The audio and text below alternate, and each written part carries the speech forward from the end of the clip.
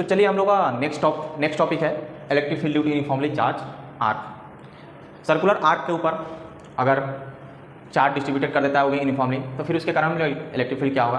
पिछले वाला टॉपिक में हम लोग जो देख रहे थे वायर के कारण या रॉड ले सकते हैं, ठीक है। रॉड के कारण जो इलेक्ट्रिक फील्ड देख रहे थे वो भी यूनिफॉर्म चार्ज डिस्ट्रीब्यूटेड रहता था। उस पर भी अगर चार्ज को यूनिफॉर्मली अगर डिस्ट्रीब्यूटेड करते हैं देन उसके बाद उसका फॉर्मूला आया था। अगर नॉन यूनिफॉर्मली अगर चार्ज डिस्ट्रीब्यूटेड अगर हो जाए तो फिर डायरेक्टली वो सब फॉर्मूला मत अप्लाई कीजिएगा, वो गलत हो जाएगा। तो उसके आपको डिराइव खुद से करना पड़ेगा इंटीग्रेशन का हेल्प से, ठीक है। तो चलिए हम लोग को सर्कुलर आर्क में देखना है। सबसे पहले यहाँ पे हम लोग देखते हैं कि कोई आर्क दे दे जनरल, ठीक है, किसी थीटा एंगल से, ठीक है। उसका एंगल कितना बन रहा है सेंटर पे आपको थीटा दे रहा है, ठीक है। और इसका लीनियर चार्ज डेंसिटी कितना होगा लैम्बडा, ठीक है। और इसके कारण आपसे क्या पूछे इलेक्ट्रिक फील्ड पूछे। तो इस सेंटर पे जो नेट इलेक्ट्रिक फील्ड बनता है वो इलेक्ट्रिक फील्ड का वैल्यू कितना होता है 2k lambda upon r sine theta by 2। ये फॉर्मूला ध्यान में रखिएगा, ये बहुत काम की होती है।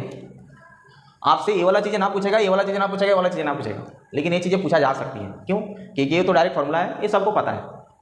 बट ये वाला चीज़ें थोड़ा दिमाग में रखना पड़ेगा, याद करना पड़ेगा आपको, ठीक है। या तो इसको ड्राइव करना होगा, आपको ड्राइव करने की आदत अगर ड्राइव करना जानते हैं तो फिर ड्राइव करके क्या कर सकते हैं, फाइंड कर सकते हैं। बट अभी पॉसिबल हो सकती है नहीं है क्योंकि हम लोग रिवीजन से चल रहे हैं। तो फिर इसके कारण जो इलेक्ट्रिक फील्ड होता है 2k लैम्बडा अपॉन r, मतलब सेंटर पर नेट इलेक्ट्रिक फील्ड की बातें कर रहे हैं। कितना होगा 2k lambda upon r sine theta by 2। ये टोटल एंगल थीटा रहेगा तो फिर यहाँ पे हाफ एंगल रख देते हैं, क्लियर है। अब उसके बाद मान लीजिए कि यहाँ पे इस टाइप के अगर आर्क दे दे सर्कल का क्वार्टर पार्ट, ठीक है, 1/4 अगर पार्ट दे दे, उसके बाद आपसे पूछे तो देखिए ये सब डायरेक्टली कैसे निकाला जाता है, ठीक है। जैसे मान ली कि ये आपका क्या है, ये इस पे lambda charge linear charge density कितना है लैम्बडा है। तो यहाँ पे अगर इलेक्ट्रिक फील्ड खोले, ठीक है, एक्स के डायरेक्शन में, तो यहाँ पे होता है k लैम्बडा अपॉन r, इधर k लैम्बडा अपॉन कितना होगा r। फिर इसके कारण अवे इस पॉइंट पे देखेंगे, इस पॉइंट से देखिएगा, इस पॉइंट से अवे पॉजिटिव रहता था डायरेक्शन ऐसा, नेगेटिव चार्ज अगर आता था तो फिर डायरेक्शन अपोजिट कर लेते, पॉजिटिव चार्ज है इसलिए अवे। फिर इस पॉइंट के अवे यहाँ पे, तो यहाँ पे देखेंगे तो ई वाई कितना होगा, ये भी k लैम्बडा अपॉन r ही होगा, क्लियर हुआ। अब इसका नेट पूछे फिर क्या करेंगे, नेट निकालेंगे तो फिर क्या होगा, दोनों का मैग्नीट्यूड इक्वल है तो यहाँ पे इलेक्ट्रिक फील्ड का वैल्यू कितना होगा k lambda upon r root 2। देखिए इस फॉर्मूला को लगा के इसमें देखिए सेम हो जाएगा, 90 डिग्री है 2k lambda upon r sign कितना रखेंगे साइन 90/2, तो 90/2 मतलब 45, 1/√2 आ जाएगा 1/√2। तो यहाँ पे 1/√2 रहेगा और 2 ऊपर में है, अब /√2 कट जाएगा तो कितना होगा k lambda upon r root 2 होगा। यहाँ पे k lambda upon r root 2 बन गया। ये फॉर्मूला वैलिड है ना इसके लिए भी। तो नेट आप लोग इस फॉर्मूला के हेल्प से सिर्फ नेट निकाल सकते हैं, बट कंपोनेंट वाइज आप लोग कैलकुलेट इसको नहीं कर सकते। फिर नेक्स्ट है सेमी सर्कुलर। सेमी सर्कुलर में हम लोग अगर रख दें फिर उसके कारण यहाँ पे फाइंड करने के लिए बोले तो ये वाला चीजें फॉर्मेट अगर सेमी सर्कल के निकालना तो ये वाला क्वार्टर वाला याद रखेंगे।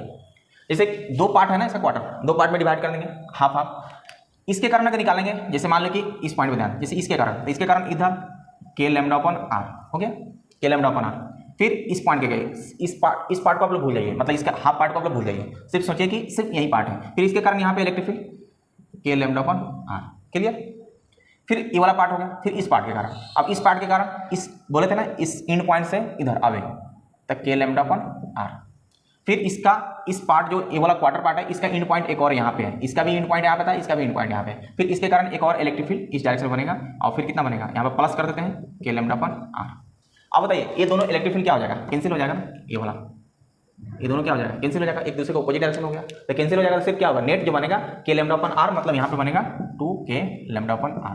इस फॉर्मूला को इसमें डाल के देख सकते हैं कि कितना आ रहा है। 180 एंगल है टोटल, 180 डालेंगे 180/2 90 हो जाएगा, तो साइन 90 1 होता है, तो कितना आ गया 2k लैम्बडा अपॉन r आ रहा है 2k lambda upon r, clear है यहाँ तक। सेमी सर्कल सॉरी सर्कल के कारण, सर्कुलर आर्क के कारण अगर देखें यहाँ पे इलेक्ट्रिक फील्ड अगर फाइंड करें, इलेक्ट्रिक फील्ड अगर फाइंड करें यूनिफॉर्म चार्ज डिस्ट्रीब्यूशन के कारण, तो यहाँ पे कितना बन सकता है, यहाँ पे कितना बन सकता है, कितना होगा 0 बन सकता है। क्यों?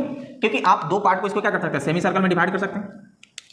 ये वाला ऊपर वाला जो पार्ट है, अभी ऊपर वाला पार्ट के कारण इलेक्ट्रिक फील्ड कितना आया था नीचे में 2k लैम्बडा अपॉन r, और फिर नीचे वाला पार्ट के कारण यहाँ पे निकालोगे तो कितना होगा 2k lambda upon r।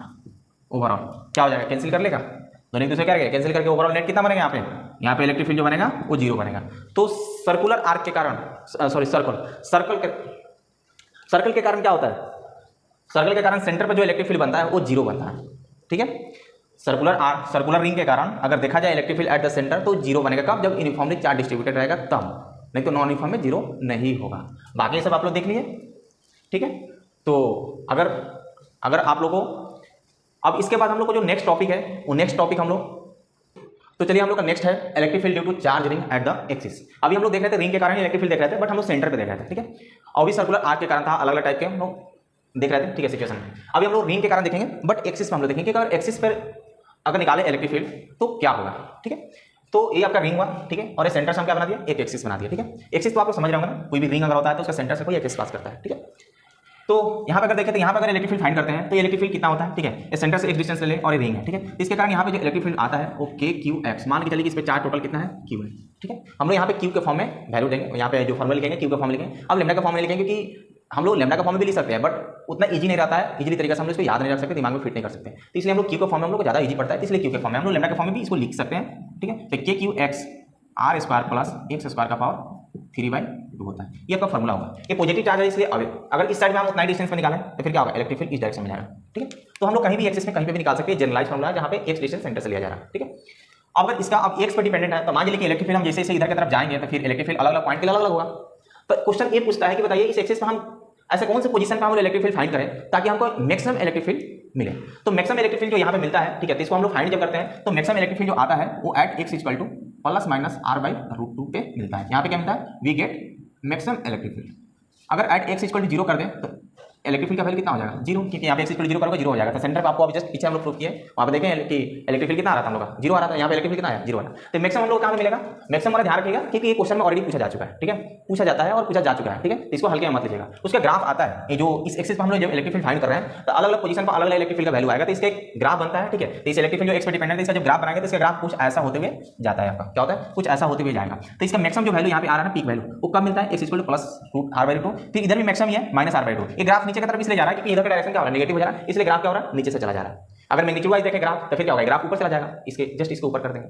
But हम लोग मैग्नीट्यूड ना डायरेक्शन के साथ हम लोग देखते हैं, तो इसलिए इसका पॉजिटिव लेते हैं, इसको नेगेटिव लेते हैं, इसलिए ग्राफ क्या जा रहा है, नीचे में चला जा रहा है। यहाँ पे भी हम लोग इलेक्ट्रिक फील्ड जो मिलता है मैग्नीट्यूड वाइज देखेंगे तो मैक्सिमम मिलता है माइनस r/2 पे। कभी कभी क्वेश्चन आपसे इसमें देख ले तो इसमें क्वेश्चन क्या पूछता है, कभी कभी आपको कुछ ऐसा एक्स का वैल्यू दे देगा, समथिंग कुछ भी, कोई इलेक्ट्रिक फील्ड का वैल्यू दे देगा और बोलेगा कि इस इलेक्ट्रिक फील्ड का वैल्यू इस एक्सिस पे कितने पोजीशन पर मिल सकते हैं। जैसे कोई भी, जैसे मान लीजिए कि ये वाला इलेक्ट्रिक फील्ड, मान लीजिए इस पोजीशन पे इलेक्ट्रिक फील्ड दे दी, ठीक है, ऐसे बोलते हैं मैग्नीट्यूड दे दे, इलेक्ट्रिक फील्ड का वैल्यू ऐसे कुछ दे दे, और मान लीजिए कि ई मैक्सिमम से वो मैग्नीट्यूड वाइज में ई मैक्सिमम से छोटा रहे, तो ई मैक्सिमम से छोटा रहे मतलब यहाँ पे आएगा और यहाँ पे रहेगा मैग्नीट्यूड वाइज। तो पूछा जाएगा ऐसे कितने ऐसे पोजीशन है जहाँ पे इलेक्ट्रिक फील्ड क्या हो सकते हैं, ये इलेक्ट्रिक फील्ड जो मैक्सिमम से छोटा वाले हैं, ठीक है, स्मॉलर है, वो फाइंड हम लोग को मिल सकता है। तो ऐसे टोटल पोजीशन कितने हो सकते हैं, देखिए देखिए यहाँ पे मिलाएंगे तो टोटल कितना आएगा, 1 2, फिर यहाँ पे वहीं, फिर यहाँ पे, और फिर क्या होगा, टोटल 4। टोटल कितने पोजीशन हो सकते हैं, 4। तो इस टाइप से ग्राफ हल्के मत लीजिएगा, ग्राफ से बहुत अच्छे अच्छे क्वेश्चन उठाया जाता है, ठीक है। ऐसा हम एक क्वेश्चन बता दिए क्योंकि हमारे एक माइंड में था क्वेश्चन, तब लोग बता दिए, ठीक है। बाकी आप लोग वो जो इसका क्वेश्चन प्रैक्टिस कराया जाएगा उसमें आप लोग जाके देख सकते हैं और वहाँ से भी बहुत सारे क्वेश्चन इस टाइप के कर सकते हैं, ठीक है। तो चलिए मिलते हैं नेक्स्ट वीडियो में। अगर वीडियो आप लोगों को अच्छा लग रहा है तो इसको लाइक भी कीजिएगा, सब्सक्राइब भी कीजिएगा और शेयर भी कीजिएगा। अगर दूसरे आपके फ्रेंड वगैरह अगर प्रिपरेशन कर रहे होंगे तो उनको शेयर कीजिएगा क्योंकि न्यू चैनल है, तो आप लोग भी देख रहे होगा, आप लोग अच्छा लग रहा होगा तो फिर आप लोग हेल्प करने में क्या दिक्कत है, ठीक है। तो चलिए मिलते हैं इसके इस रिवीजन सीरीज के नेक्स्ट वीडियो में। तो नेक्स्ट वाले में हम लोग डिस्क के कारण इलेक्ट्रिक फील्ड देखेंगे, फिर स्फीयर के कारण, फिर electric field due to sphere, फिर उसके बाद सिलेंडर के कारण, सॉलिड सिलेंडर, ये सब वगैरह का हम लोग देखेंगे, ठीक है। चलिए मिलते हैं नेक्स्ट वीडियो में, धन्यवाद।